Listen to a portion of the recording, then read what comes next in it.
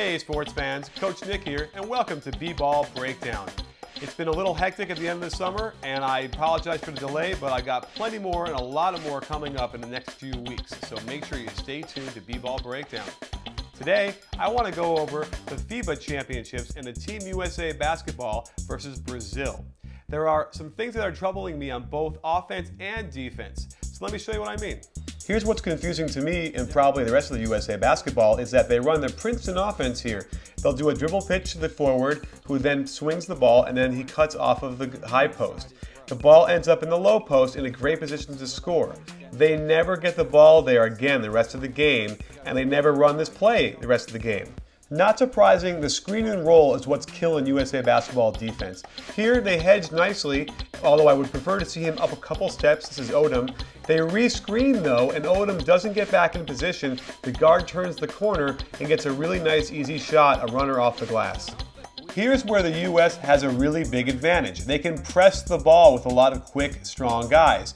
They force Thiago Splitter to bring the ball up against Lamar Odom under heavy pressure, and he turns the ball over and they get an easy shot on the other side. They hardly ever pressed like this the rest of the game, and I cannot understand why they didn't. Well, this might be a reason. Here they do a beautiful press break on a little pitch, the guard takes it up the middle, gets a nice layup on a dish, but you'll tire the other team out and it's worth the risk.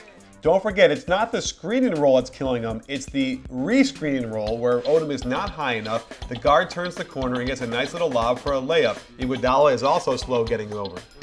Let's make no mistake, Brazil's offense is very clever and very good. Here they run an Orlando Magic style offense where they get a screen and roll and then dump down to the screener in the post. Watch Kevin Durant's bad weak side position, standing straight up so that when the pass comes to his man, he is slow getting over and the guy nails a three in his face. This happened a lot during this game. Coach K's offense is a conundrum to me because they spend a lot of time pointing things out, getting guys to go in different positions, and then ultimately there is no movement and a horrible shot. USA's bread and butter is a screen and roll with Durant as he pops out for an open shot. Here, the weak side forward should be popping out to take away that shot, and then that would give Derrick Rose an open three in the corner, which I'm sure Brazil would much rather have. Brazil is very clever on offense, but Iguodala, for a good defender, isn't playing this very well. When the screen comes, he is too close to his man. If he stepped off and gave himself some room, he can get around that screen. Instead, he's trailing Barbosa, who's much too good a finisher. Not to belabor the point, but here's another example of a very poor offensive set. The ball doesn't move very much, it never gets below the free throw line, and the only shot they're going to get is their long three-pointer. However, their other advantage is athleticism, and so when the shot gets missed, they can get a rebound and put it back in, and that's what keeps them in these games. Now Brazil's making it hard on USA. They don't set one, they don't set two, but three on the ball screens. There was one, here comes two, and then the third one comes again, and then the point guard can hit the weak side guard in the corner for a three. Very difficult to stop. While the US isn't hedging well on their screen and rolls, watch Brazil as this guy steps out, stops Westbrook from going, still gets over to his man. Now there's no movement on offense, and they get a great steal from Barbosa. As if on cue, the US will not hedge on this screen and roll. Look at Kevin Love and how low he is, letting Barbosa come across that screen, and he can pull up for a nice easy three-pointer. Let me show you an example of bad weak side positioning. You're going to see Russell Westbrook in the corner way too close to his man even though the ball is 3 passes away. If he was 2 steps off, he'd have room to get around the screen that's coming and he wouldn't be chasing so badly. Once that happens, there's nothing to do to stop that. Here's some good offense though, 1-4 set, 2 high posts, and they screen away in the corner and Phillips gets a backdoor layup. Pretty bad defense by the defender though. On the team that I coach, if a player of mine throws a really bad pass, it's 10 push-ups. How many push-ups should Iguodala do for that one? This happens a lot. One pass, a guy puts the ball on the ground for a couple dribbles and then throws up a horrible shot. And again, the screen and then re-screen is killing the USA's defense. You can't tell me Derrick Rose couldn't get there to try and get a hand on that pass. Here's where the media made a big deal about the adjustment they made in the second half to double team the ball on a screen and roll. It worked really well here, but I didn't see him do it that much in the second half. Sorry Durant fans, but this is a pretty weak attempt at defense on a fast break.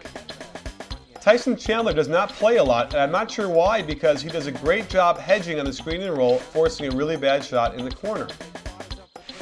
The discipline on USA's defense is not there. First, you're going to see Kevin Durant do a really ridiculous reach job and not move his feet. And Chauncey Billups should be stepping to the ball and then closing out on the corner, not coming over to help because they give up a wide open jump shot, which they get lucky and misses. And finally, the U.S. has a real hard time running an offense. I'm not sure how long they've spent on it or how much practice time, but here you're going to see Krzyzewski get off the bench to try and instruct them what to do. And I think what he's telling is he wants Lamar Odom to go and screen for the ball, but he just stays down there and they get a Derrick Rose jump shot, which, by the way, does not look any better than it did last year. On the reset, you're going to see a lot of finger pointing and arm moving to get into some sort of a set like they have some sort of organization. And yet, nobody moves, the ball doesn't really get passed, and then Lamar Odom steps out of bounds. So there you have it, sports fans. I have to say, defensively, they're athletic enough and good enough that they can overcome a lot of their issues, and they could probably work to fix some of those issues with no problem. Offensively, I'm very concerned, though, because they're not getting a lot of good shots compared to the other teams. And what happens then is if they don't get scores, they can't press. Now, they're scoring and not pressing anyway, and I'm really not sure I understand why that's not happening, because when they really press and get up and down, that's what's going to win these games for them early. Instead, they're going to get stuck at the end there with one quick miss or an easy shot and miss could cost them the game if they're not careful. So stay tuned for some more. I got some more interviews with some of the coaches from the NBA and a lot more footage to show you in the next few weeks. So thanks for joining us, and stay tuned for even more at B-Ball Breakdown. Because remember, it's not a channel, it's a conversation.